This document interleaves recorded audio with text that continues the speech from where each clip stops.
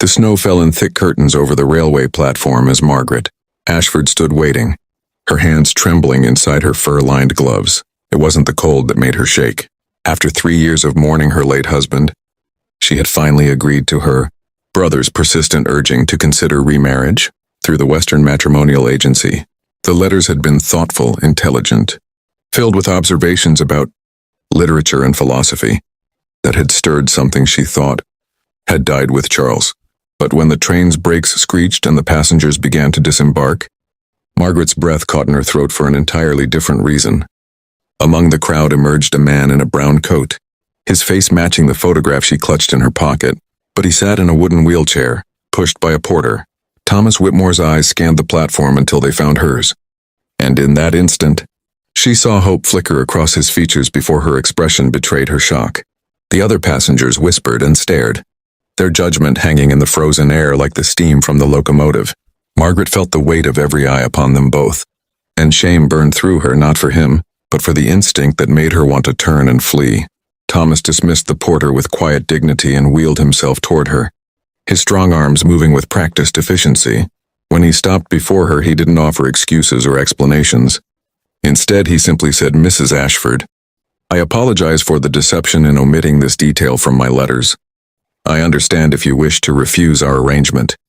I can return on tomorrow's train."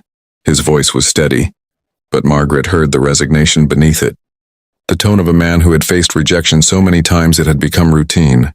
Before she could respond, her brother William appeared, his face darkening with anger. "This is outrageous."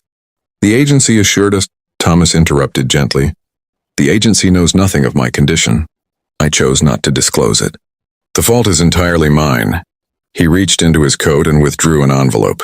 "I've saved enough for my return fare, and to compensate for any inconvenience." Margaret stared at this man who wrote so beautifully about Wordsworth's poetry, who had corresponded with her about the proper cultivation of roses and the education of children. In his letters, he had been whole, vibrant, full of dreams for building a future. Now she understood why those dreams had seemed so carefully constructed, so deliberately planned. Because Thomas Whitmore had learned that life required twice the determination when the world saw you as half a man. William snatched the envelope. "Damned right you'll compensate. Coming all this way under false pretenses. William." "Enough." Margaret's voice cut through the cold air with surprising authority. She stepped closer to Thomas, close enough to see the steel in his gray eyes, the strength in his shoulders, the calluses on his hands, from years of propelling himself through a world built for others. "Mr. Whitmore, do you still wish to honor our agreement?" Thomas studied her face, searching for pity or obligation. Finding neither, he answered carefully, "I do, if you'll have me. Mrs. Ashford, I may not walk, but I can work. I can think. I can care for a home and family. I can be a husband in every way that matters." Margaret felt something shift inside her chest, like ice breaking after a long winter. "Then we proceed as planned. William, please arrange for Mr. Whitmore's belongings to be brought to the house." As her brother sputtered in protest, Margaret extended her hand to Thomas, not in pity but in partnership. And when he took it, she felt the strength there and knew that this man in a wheelchair might just be strong enough to help her walk again too. The first weeks were harder than either of them anticipated. The house staff whispered in corners, and the neighbors' visits became thinly veiled opportunities to gossip about Margaret's peculiar choice. Thomas insisted on earning his place, refusing to be treated as an invalid or a charity case. He rose before dawn, managing the household accounts with meticulous precision, reorganizing the library, and overseeing repairs to the property with an engineer's eye for detail. Margaret watched him navigate a world designed to exclude him.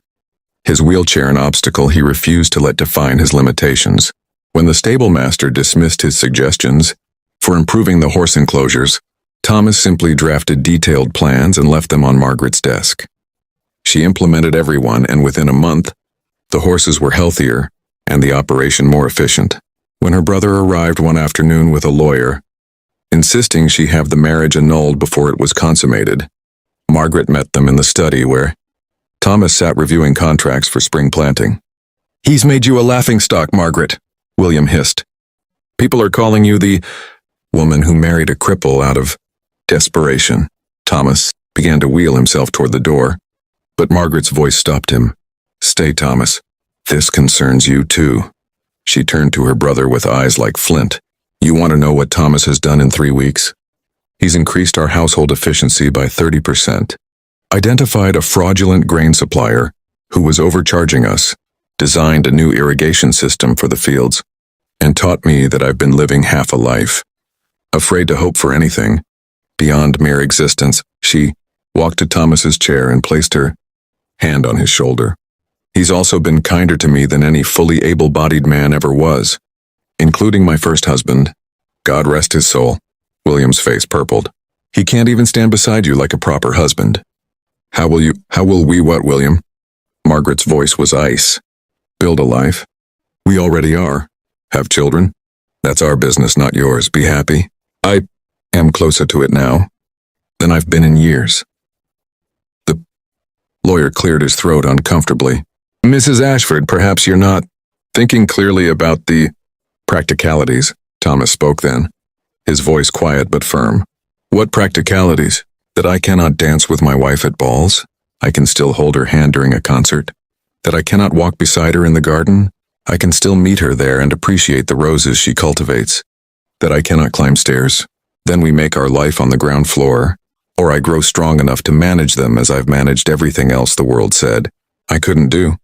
He looked up at Margaret, and she saw in his eyes something she'd stopped believing in. Genuine partnership. I may sit while others stand, but I refuse to be a man who sits idle while others live. After William and the lawyer left in frustrated defeat, Margaret knelt beside Thomas's chair. You know they'll never stop talking. Never stop judging. Let them talk, Thomas said, taking her hand. I spent years being rejected for what I couldn't do. You're the first person who saw what I could. That's worth more than 1,000 opinions, from people who measure a man's worth by the height at which he stands rather than the strength of his character. Margaret felt tears on her cheeks. I was so afraid when I saw you on that platform. Not of you, but of what others would think, what they would say. I'm ashamed of that moment. Don't be, Thomas said gently. You were honest in your shock, but you chose courage in your response. That's what defines us, not our first reaction, but what we do next.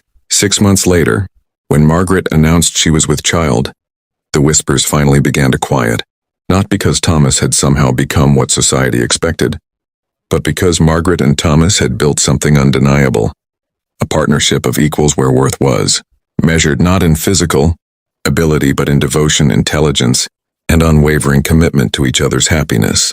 The man the world had rejected as disabled had taught an entire town that the real disability was in their inability to see, beyond the surface, to the extraordinary strength beneath. Dear viewers, if this story touched your heart, please subscribe to our channel.